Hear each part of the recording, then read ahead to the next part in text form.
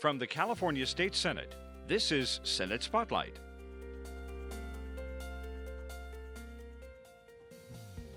Hi, everyone. Welcome to this segment of Senate Spotlight, where we discuss legislative priorities, policy, and other related issues with members of the California State Senate.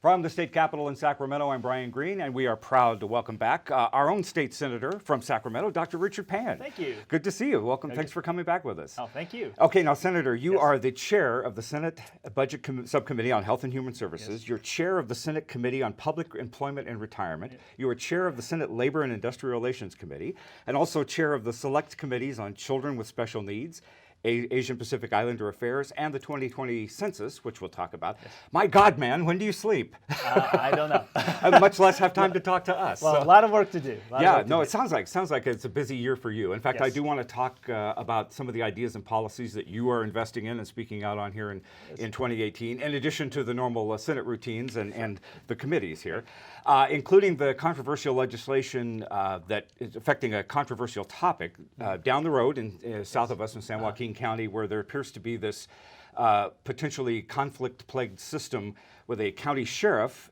and that also serves as the county coroner. And I guess there's about 40 counties actually that also could be affected by a piece of legislation that you have with us. So tell us about this sheriff coroner model and the controversy and the SB 1303 that you have authored to deal with that. So California, many counties still have what's called a sheriff coroner system. It's an antiquated system. Actually, there's only 3 other states that actually have the same system because the rest of the country has moved ahead and moved to a medical examiner system. The coroners actually go all the way back to King Richard, the Lionhearted in England, and the job of the coroner was to actually be sure the person was dead so that they could decide how to pass on their estate, right? So it has evolved over time where, of course, the coroner's involved in death, but also more recently, we have developed a body of science around how people die, what causes them to die, and that's studied by forensic pathologists. And so what has happened over the past over 100 years is that most places in the country now have medical examiners who are responsible for basically reporting what is the cause of death and supplying that information to courts and DAs and judges and juries when it comes to whether a crime was committed or not. And so what we want to do with this bill is actually move California to catch up with the rest of the country and move to a medical examiner system, particularly for larger counties who have the population bill support that. And so focusing back on the San Joaquin County, there we had the coroner there, Bennett Omalu, and a forensic pathologist both resigned because they were getting the pushback from law enforcement where they would change the death investigation rulings, that kind of thing. Is that really what prompted this? Well, certainly the perceived conflict or actual conflicts that may happen. When you have a sheriff coroner, what that means is that the coroner, who's also the sheriff, who also oversees the sheriff's department and law enforcement, is in charge of deciding what the manner of death is, no matter what the forensic pathologist, who's their employee, says that they found on the autopsy. Now, of course, if there's a law enforcement involved death, one could argue that, well, if the head law enforcement officer is also in charge of the autopsy results and reporting that out, there is a conflict of interest potentially there, even though the majority, I'm sure, sheriff coroners are very honest and try and do their job the best way possible. But we really should remove that conflict. We need to not undermine people's trust in our criminal justice system. And in many ways, I would emphasize is that the medical examiner should not be on the side or an employee of the prosecution or the defense. They should be the objectors, finders of fact. And that's really what we're trying to move toward. And that's what most of the rest of the country is at. Well, a lot of the counties say that this comboing of these positions saves them money. Is that a legitimate disagreement, response? Actually, I would just say is that we need to have justice in the state of California, and to assure that people have trust in our criminal justice system and that people receive justice, we need to remove this conflict of interest. And the fact that we have this conflict actually is very costly. It's costly to people, to our criminal justice system, and actually I think in the long run it's actually costly as well to the people of California. I would remind you that all of these sheriff coroners or coroners actually still employ forensic pathologists to do the work because they don't have the skill sets to do that. Right. And so what we're simply saying is that the forensic pathologist should now be the person in charge and be the medical examiner. Well, some of these counties, these 40-plus counties down the state, large and small, have come back and have said, look, we aren't having any problems. You're taking a situation in one county and trying to fix what isn't broken in the other counties. We're doing this. It's working. It's not a priority. We would rather separate, rather than separating out and creating more bureaucracy, let's just keep doing what we're doing. It is not just one county. Of course, San Joaquin County has voted to actually separate the two, but other counties have gone the same direction as well because problems came up. Sonoma County had an issue they were looking into. Santa Clara has moved to, and we've heard from other forensic pathologists about challenges that have occurred in their counties. Now, of course, they're employees. They're not too willing to come out because they don't want to lose their jobs.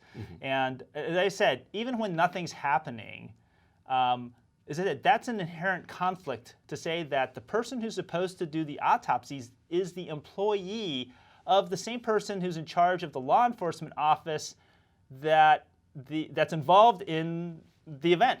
So if there's a law enforcement involved crime or shooting or something, then the head law enforcement official who is also in charge of the final report from the autopsy. So people are going to question that. I mean, that's just the conflict right there, and we shouldn't have that conflict. California Medical Association is on board with this.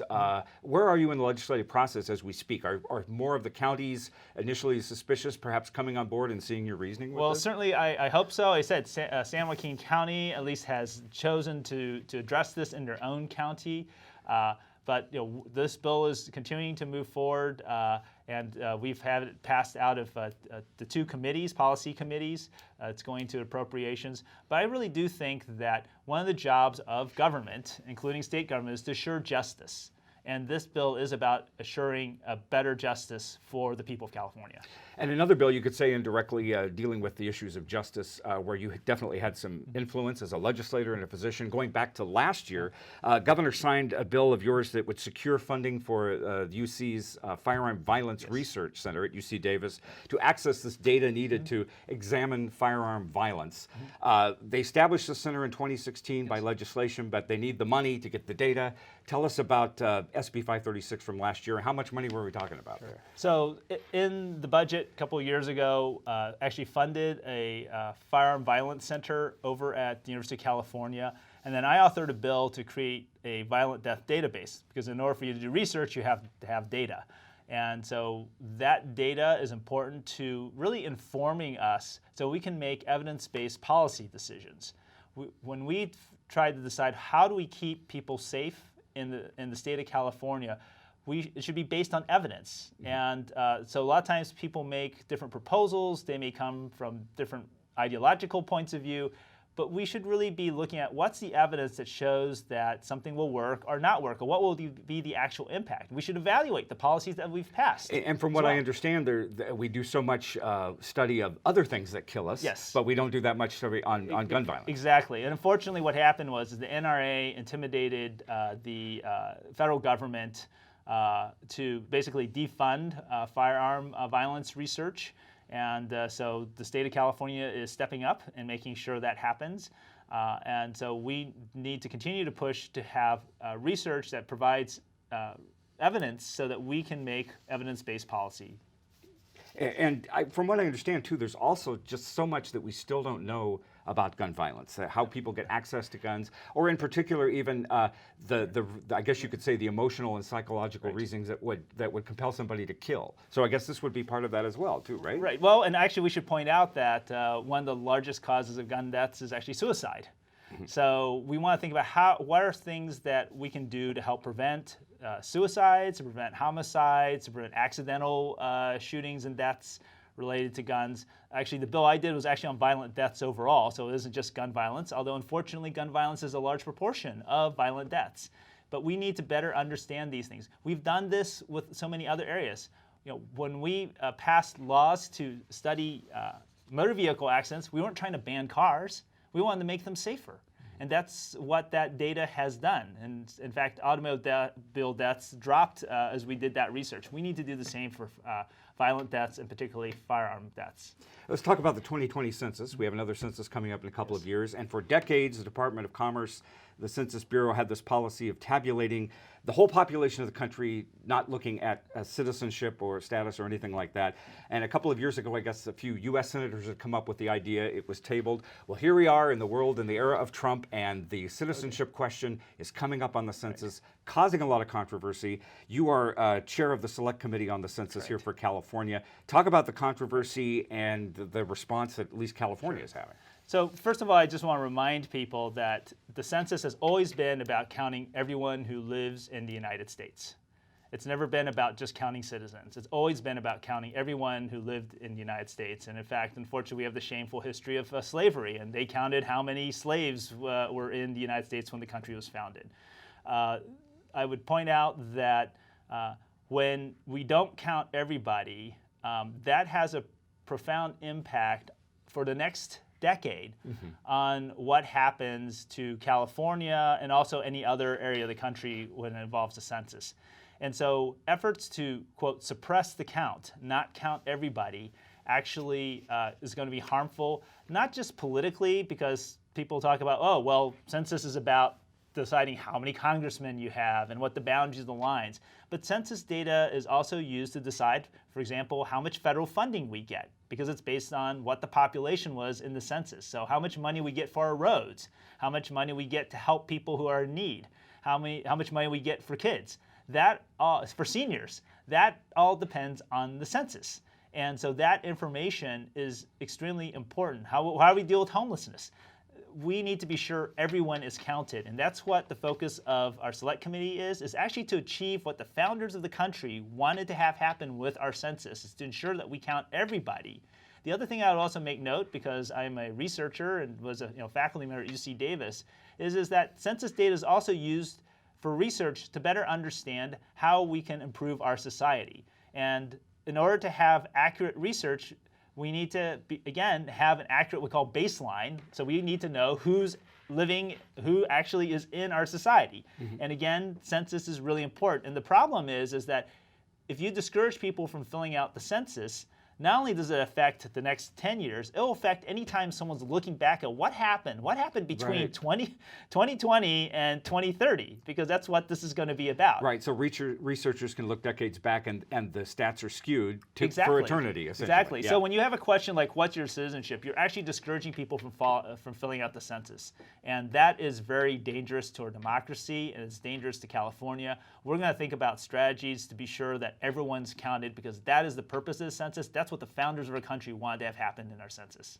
All right, I'm going to take you back to 2016 and a piece of controversial legislation, high velocity, high profile. We all know about it. SB 277, the vaccination bill, barring parents from citing religious or personal beliefs to excuse their children from immunization. The rest have to get a note from their doctor. So post 2016, let's talk about some of the rates. I had heard the stats, I guess. I had heard back last summer even, there were still a lot of schools that don't have vaccinated kids. The risk of disease is still there. That must be frustrating as a lawmaker and a doctor to a couple of years out still having folks not responding.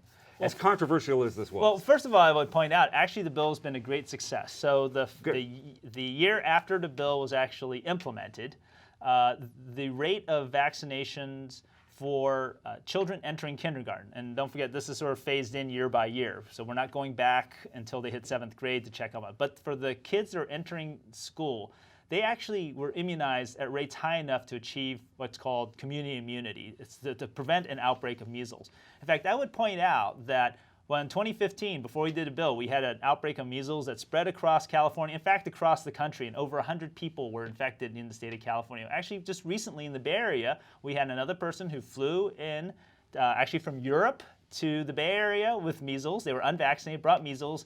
They did infect several other people who are unvaccinated, I think 5 or 6 other people with measles. And interesting enough, it stopped. It didn't continue to spread. And so I think, to me, that's a success, because that's what we want. Now, of course, it'd been better if there were fewer unvaccinated people for that person to infect that are around them. But that's what we're trying to get to, is that we're trying to be sure our immunization rates are high enough so that when someone brings, and it's only an airplane flight away, brings a disease like measles to our state of California, it doesn't go anywhere. It stays, and that helps protect all our young babies who are too young to be immunized, people who have cancer, who don't mount an immune response or have transplants or on other treatments. That's what we need to do. We need to protect all those people in the state of California, and 277 is doing its job in making that happen. And I believe a lot of it is just a perennial education process, right? In addition, you have this mandate, this law, but you still have to educate, get people to pay attention, right? Yes, very much so. All right, Senator, we have so much we could talk about. I'll wrap it up here at 15 minutes. Thank you so much for all the educating and work that you're doing with this legislation and the committees that you are chairing. I wish you good luck. I hope we can bring you back before the end of the year and just see how things have gone with some of your legislation. Okay, thank you. Great. Thank you. Good to have you back. No, thank Dr. you. Richard Pleasure. Pan, he is our state senator from Sacramento, our guest here, and that is it for this edition of Senate Spotlight. We invite you to join us next time around as we discuss important legislative issues and policy with the newsmakers and newsbreakers of the California State Senate. From the state capitol in Sacramento, I'm Brian Green. Thanks for watching.